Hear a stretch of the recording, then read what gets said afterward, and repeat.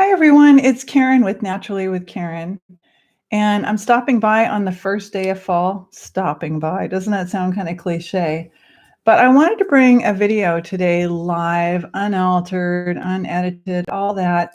I was out at the dog park bringing two of the dogs out of the three today up in Duluth, and it was such a beautiful sunny day. I went probably about 4:30 until almost 6:30 tonight. It was almost 74 degrees, and I was like, it's Minnesota. We've got to get out there and just get some great weather. First of all, I saw Connie, which was just a wonderful delight. She's a friend and a client. Bless up, Kim. Good to see you. And so Connie was over in the small dog park, and I saw Connie, and we briefly exchanged for a little bit while I was holding Pablo. And then I started making laps, I was going to say loops, but laps around the really large dog park. And I connected about halfway around another lap with Sharon. And Sharon and I, you could just feel this really instant connection, like you vibe with someone, you can feel their energy. You can see the way I'm dressed today, but if you would have seen me 20, 25 years ago, I had long flowing dresses and combat boots and sometimes fishnets. And I look like one of these goddesses from like the Lost Boys or something. But today I dress a little more tame, especially living in a really small city in Northeast Minnesota, no longer next to the beach and boardwalk. So, but nonetheless, I still enjoy being a natural mystic. So Sharon and I were talking. Somehow we got on the discussion of how Connie had left, and I had two clients today that had half-hour sessions reviewing their hair test. And one of them was a Jamaican man who got his hair test, and I pulled over quickly by Caribou Coffee, knowing how excited we all are to get our patient reports and see what they say about us. And I was excited to let him know because he said, I've got elevated lead, don't I? He goes, I just know it because of the way my hair and my dreadlocks aren't, they're getting thin. And I said, absolutely. It did show that you had elevated lead and a little bit of mercury. So I'm sharing this with Sharon. And finally, we pause as we get kind of closer to the gate. And I don't know that much about Sharon, but I just said, I did my own hair test recently too. And I found out some things about myself, which I still need to do a live stream about, my profile number 3. And so as we stood there talking, making this sisterly human connection that I make every day of my life, just about when I'm out and about with Connie, with Sharon, with Charles, with people at Whole Foods. I mean, I get out there and I really meet and greet the people, young people, older people, people on the streets, people in homeless shelters, all over. I love people. Then I come home to my sanctuary, and the dogs and I, we get ready and we go lay on the floor. So Sharon shared with me that she had been on methadone, and I said, "You're kidding." I just couldn't picture that. She looked so wholesome and so healthy. And I said, I just came through a 2-year addiction with a family member, and it was one heck of a journey. Man, did I learn a lot about me, about my family member, about addiction. I just can't look at things ever the same again. And I'm regenerating myself. And so she said, yeah, she goes, it took me a year to get off methadone, a year of working with the doctor. I said, did you go to a treatment center or what did you do? And she said, well, no, I worked with a doctor. She goes, I was stuck in the pain medication loop for years and years. She said, I was on, this pain medication and that pain medication. And I said, wow, it'd be really interesting to do your hair tissue mineral analysis, because I'm going to explain in a few minutes, if you have a moment, why I think, I just got out of the sauna, why I think you're going to understand why I find it so important and why I find it so much more valuable in most instances compared to serum blood testing. I said, I've been doing it for several years now. I'd heard about it well over 20 years ago, probably 30, but I just never got around to getting into it, and I'm glad that I did. I said, each time I get someone's patient report, it is such a revealing, testament of how someone can prevent something really major coming down the road, or just make some tweaks in their life if they're, quite a bit younger, and really, change the road you're on, using Bob Marley's language. So as we stood there and she started explaining about herself, and I was standing there listening, because what could be more interesting than listening to another human sister, brother, mama, grandma, listening with them, their story, right? In the story is the medicine by the fire, in the dog park, at the natural food store, at the farmer's market. I'm always listening with stories, and sometimes I'm sharing my own. But here's where the butterfly came in, because as we were standing there, a yellow butterfly came, and it came right as we were talking about thyroid, and I'll get into that. And the yellow butterfly came right here to what we consider the third eye, or the center of the pituitary, right? The third eye chakra area. So right here between the brows. And she kind of just instinctively, like any of us would, kind of, went like this, And I said, did you see that? I said, it was a beautiful yellow butterfly that landed right on your pituitary third eye chakra. I said, we were just speaking about your transformation. She goes, what? And I said, think about this. I said, my grandmother started me in 1965 paying attention to my footing and everything around me and being omnipresent about the living world, the world of the field, that everything was electric, from how we picked the apricots to what and how crow would fly by, or maybe 3 crows were in that tree, or maybe crow was looking down like the other day, right? As I had kind of a real caustic young man to the side of me over at the Speedway, it used to be the essay store. So I'm constantly engaging with nature. And I said to her, we stopped in that moment, and I said, do you know what a yellow butterfly means? What does it mean to you? Let me not define it. And she said, well, I'm not really sure, but I'm super interested in that. And I said, well, we were talking about your thyroid. You mentioned how you had swallowed a radioactive isotope pill, and it had destroyed your thyroid because you had thyroid cancer.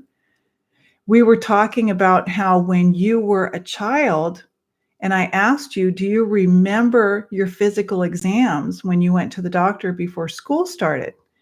She was, I want to guess, I think she was in her 50s. I don't remember now. And she said, yeah. I said, well, the butterfly is also a symbol for your thyroid. And she goes, yes, I remember that now. So there we are. And she goes, I just love this stuff. And I said, I'd kind of put it to the side because it was such a big deal for me, like omens, signals, totem spirits, animal spirits, whatever you want to call it, right? Even in the Christian tradition, butterflies were symbolic of resurrection. They were symbolic, and they were often used around the time of Easter. Okay. So butterflies in the animal spirit, in the totem world, and we want to also look at the color.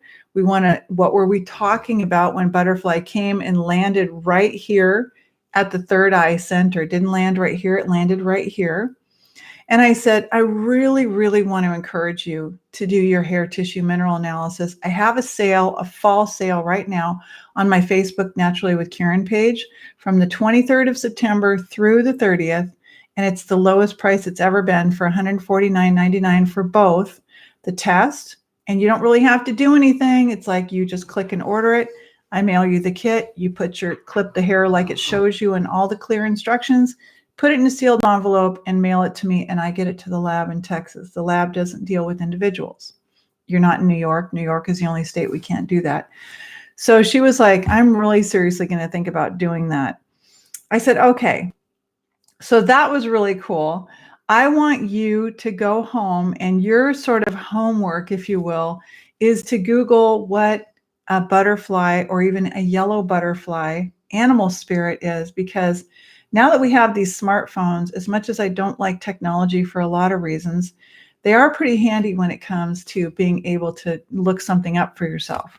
So whether it comes to doing readings for yourself, meaning, connecting with your own higher field, or, having the prophetic or the natural influence and communication with nature, whether you call them, you're a quantum physics person and you might think more in terms of a simulation, or these are just signals in the field. It's not really a butterfly. It's not really a bird.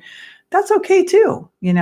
If you're like, okay, there was no coincidence whatsoever, it was just a butterfly, you can believe whatever you want to believe. Okay. I, however, on the other hand, have had almost 60 years of having had the grandmothers teach me, specifically my maternal grandmother, about this. And she taught me to use the word omens, which most people don't use anymore. They use animal or totem spirit. And so as Sharon and I were there, I said, when you were a little girl and you were getting ready to go to school because you had this really horrible muscular pain, you got addicted to opiates, you ended up being on methadone for a year, it ended up costing you in a lot of ways for over 20 years of your life. Let's get to the root of it right here. Let me show you some things about what I love to do as a shaman and a medicine woman. She said, so you're not a doctor? I said, no, I never wanted to be a Western allopathic doctor. I love doing what I do, and they're a complement if we do it together in the right way, where one doesn't have to dominate the other, because there are instances where we need and want allopathic medicine, and there's also many instances where we want and need to have shaman and medicine women type intuitive, nature-based, not witchcraft, not occult, not anything weird, intuitive sensing. You are innately a sensing being. I said, listen, go back to being young, to your first memories. Do you ever remember being told your body temperature was lower than it should have been? She said, absolutely. Okay. Do you ever remember when they put the cuff on, whereas your blood pressure low, like 100 over something? She goes, yep, that was me. I said, okay, I told you we were going to talk about 3 things. What about your Achilles reflex? She said, I actually had to have something done because my Achilles reflex totally didn't even work. I said, okay, listen, here's the deal. We could have circumvented all of the pain that you went through for the last 25 or 30 years by taking note of the fact that your body temperature, your blood pressure, your reflexes weren't working. And I said, now I'm going to add a 4th thing to this. I noticed that you're wearing eyeglasses. When did you get those? I got those in 5th grade. This is why I can't remember her age now. So I said, so you got eyeglasses when you were in 5th grade. I said, chances are you were, from Minnesota. She said, yes. And I said, so you were not living near coastal ground. You were short on certain trace elements that you needed. You ended up having inflammation due to fluid accumulation, and it started to push into the optic nerve, the inflammation, causing the eyeballs to jut out. So for all intents and purposes, long before you swallowed the radioactive isotope, destroying your thyroid, placing you on levothyroxine for the rest of your life, a synthetic hormone. Your thyroid was crying out from the time that you were a child. And I said, it's for this reason that I put my book together for less than $20 as a digital download. It took me 3 years to write the book because I've not been an author before. In fact, I've done a lot of practicing on Quora.com, where I've written over 3,000 answers now. That's a gift. So I said, I am bettering myself as I go, learning to be a better writer on Quora, being checked, finding checks and balances, and learning how. Sometimes, without it sounding arrogant, it's coming from an extremely high level of understanding, of reading PubMed and the Lancet and the New England Journal, and working with people and stories for 35 years, plus all of the innate and intuitive work and sensing as a child. And it's like coming in a certain kind of a language from a 5D down to a 3D to write your materials. I would like to attract people who eventually will say, I want something more than that. I see where she's going, and I know she's got something, and I'd like to learn more than that. But in order for us to get strong, in order for us to see the truth of what's going on underneath the opioid epidemic, underneath the thyroid pandemic, meaning it's all over the world now, the radiation problem, And instead of us constantly looking to radiate and kill and destroy and conquer and combat and fight it, we need to make peace with it. So, as a woman, as a mother, as a very, very high level intuitive, meaning I'm someone who's worked on it for 58 years, I'm developing, it's not a gift. Every day of my life, just about, whether it was with Charles the day before yesterday, it was with Connie and Sharon today, it is with other people, with Devin, with Naya, with my son. I met my son today for about 20 minutes for lunch. No matter who, I'm constantly sharing, hoping that it will gain traction, hoping that for all these years of my life, that someone's going to go, wait a minute, this is really important. We're missing out on the real, true connection with nature that God has always intended for you to have. Okay? You are God. God is you. We are all connected. Okay? For me, my church, my religion is out in nature. I connect with nature, who I often call mama. Okay? So whether it's crow or it's yellow butterfly landing right here and us sharing about that and smiling and connecting as women. And she said, wait a minute, what's the name of your business again? I said, Naturally with Karen. Well, I was glowing. I came home and fed the dogs and did a few things I needed to do and went right down to the gym and got in the sauna. And as I got into the sauna, there was another young man that was there who I guessed to be about 26 or 28. And I was sharing about hair tissue testing really briefly with someone named John, and who had given me a bunch of mushrooms the night before, a couple nights before. And he said, I know just the person who's going to help you out with a lot of this promotion. I said, well, I've been on this journey for quite a while, and that's what I'm looking for. So let's do that. So what kind of animal totems, omens, signals, what's showing up for you in the field? What showed up for you today, right? Every single day, just like when I talked with Connie, who's already ordered a hair test for her and one and her dog, right, that she's adopted 2 years ago. I said, I don't want to scare people off. I don't want my clients asking me if I'm some sort of a witch or a pagan or whatever, because I just don't do that nonsense. It's just absolutely. She goes, oh my God, absolutely not. And I was like, oh, how refreshing. Because every time I think about that's it, I've just got to move, I've got to get out of this area, I meet these people with these wonderful connections, including even talking about, dogs being leashed in the dog park. She was like, I've got my dog over here and my dog is extremely aggressive if there's another dog on a leash or if my dog's on a leash. And I said, absolutely, we're creating territories. Ever since we've been creating territories as humans and setting up division and competition and resource guarding, it doesn't work well for the dogs. It doesn't work well for us. It doesn't work well for anyone or any being. Okay. So I'm going to take a look here. Today was seagulls and crow and wow, nice. So what kinds of things happened? I mean, did you see a certain number, or did they show up at a certain time of day, or was it during a certain situation happening, or do you remember? Because B keeps showing up for me. B is showing up for me even today. I was over with Zawa, then I was over at another location, and then I was out at the dog park. And each time B kept coming and landing on me. And B is all about wealth and sun and goddess. And so I was like, okay, I get it. I'm really supposed to infuse the goddess in a lot more of what I'm doing, because she is so important to me.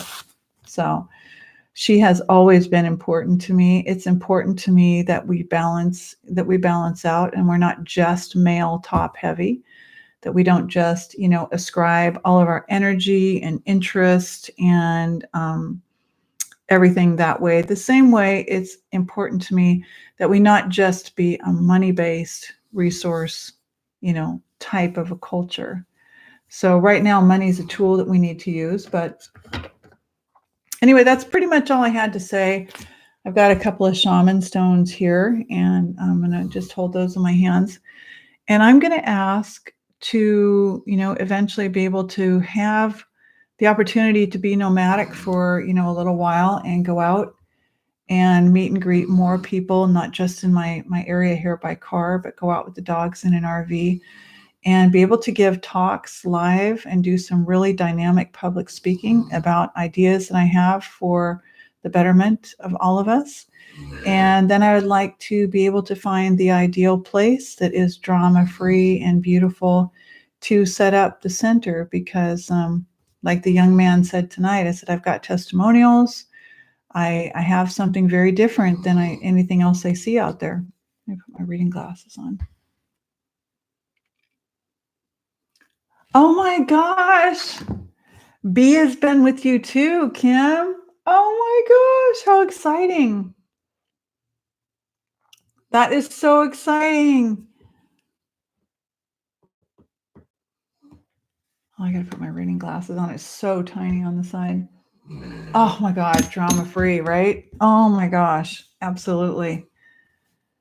So, you can get to know the omens, signals, animal spirit, totem animal, power animal. Find something you feel comfortable with. For me, I'm definitely wolf spirit. That's my primary animal totem or animal power animal, animal spirit. I usually say my kindred, actually.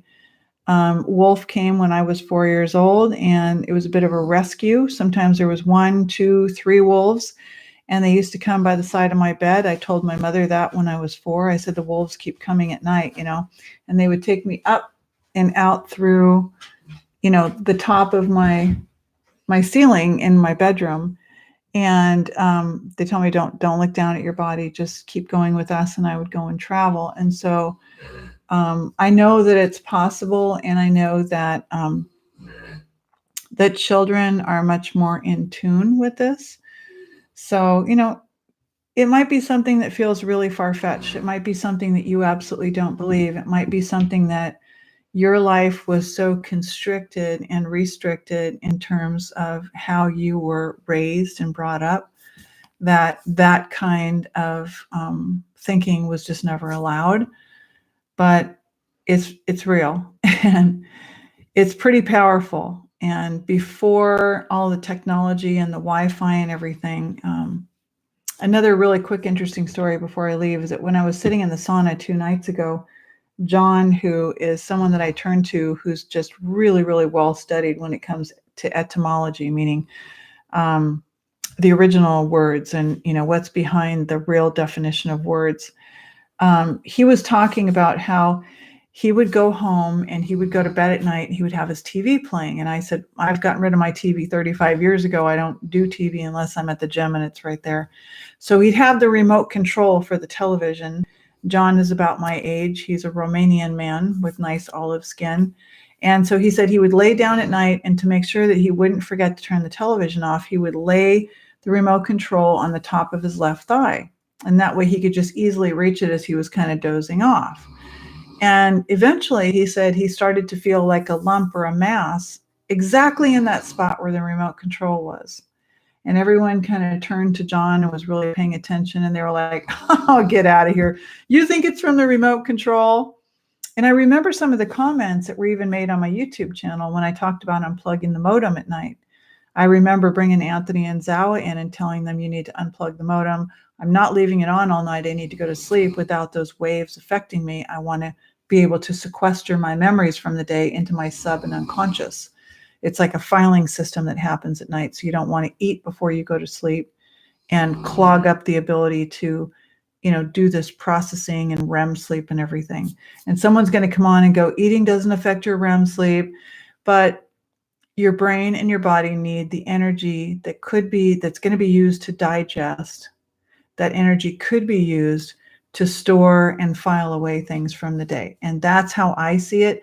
And I see it that I'm more apt to dream and vision, which are 2 different things, if I'm not eating right before I go to bed. In fact, if I eat soon, within an hour or 2 before going to sleep, or not bed, but sleep, I'm likely to have distorted dreams, potentially nightmares, and not have visions at all. Nothing that would be prophetic in my life, nothing that would be visionary, nothing that would offer, innate wisdom inside of me because my body's too busy digesting. So look at all the studies. If you don't believe it, look at all the studies on caloric restriction, intermittent fasting, and all the things that we learned in herbal school, and people really have access to knowing our truth.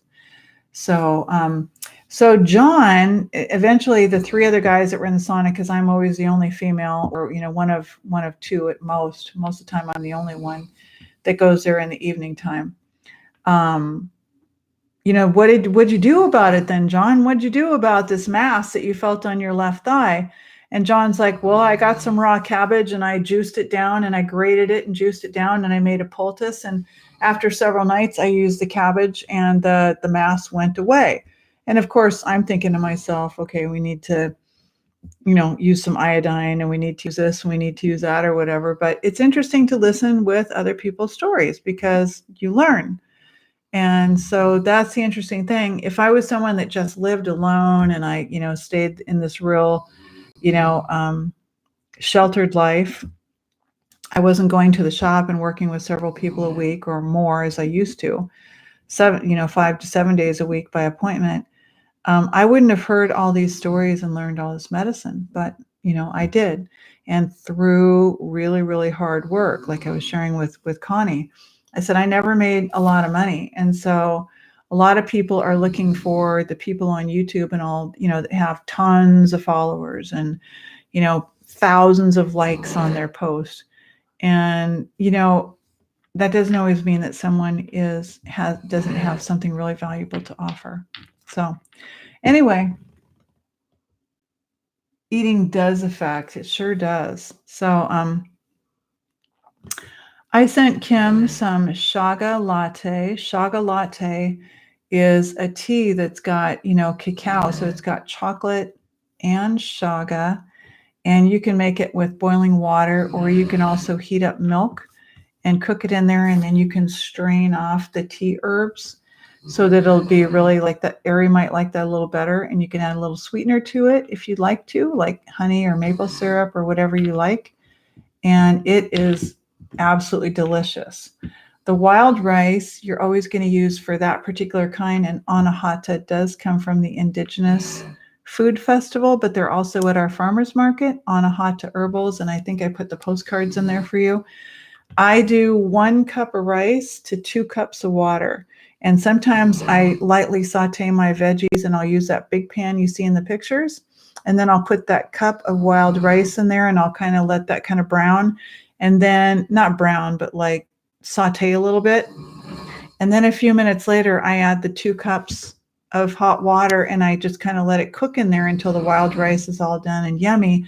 And then all together I have so you can cook wild rice plain by itself, or you can cook it like that way too. But just playing with it a lot, playing in the kitchen, play is fun. For all these years up here, wild rice is all over Minnesota because we have so many lakes. And so there's so much wild ricing that's always done in August. And we're very, very lucky because wild rice at the natural food store is running $15 to $20 a pound, with the best stuff from Spirit Lake and the Anahata running about $19.99 a pound. And I'm able to get the ones I sent to you, Kim, for $10 a piece. So that's a pound bag for $10. So it's a really good deal, and it's super fresh. So lots and lots of different kinds of teas. If you go to the Anahata website and you kind of go, whoa, that one looks really good. Like I'm waiting for their white blueberry tea because they're going to be picking fresh pine needle tips. And I'm all about getting that pine medicine, pine sap, pine needle, pine tips. So they're going to be picking pine tips, and I'm going to come in and buy just pine tips. And I'm also going to buy the tea when the pine is all picked. They're in the process of doing that. So, oh my gosh, yes. So food. I was making everybody hungry in the sauna tonight because I was talking about what I made today with asparagus and sesame seeds. And I cook so simple. It's the way that I cook is so simple. Anyone can do it. You just got to get in the rhythm of doing it. So thank you to everyone that joined me, and just got out of the sauna and going to do a few things and go to sleep early because that's our movement as we get into fall, and then we get deeper and deeper into winter with the severe cold temperatures. We want to go to sleep earlier. Wake, and you can hear fires already sleeping and snoring in the background, and get up earlier in the early part of the day. Get our warm tea, get more into our root vegetables, get into our pumpkins, get into changing the colors that we wear, you know, kind of more pumpkinies and things like that. So stay tuned, and I'm going to do a little bit more talking about things that a lot of people consider to be metaphysical. All right. Take care, guys. Good night.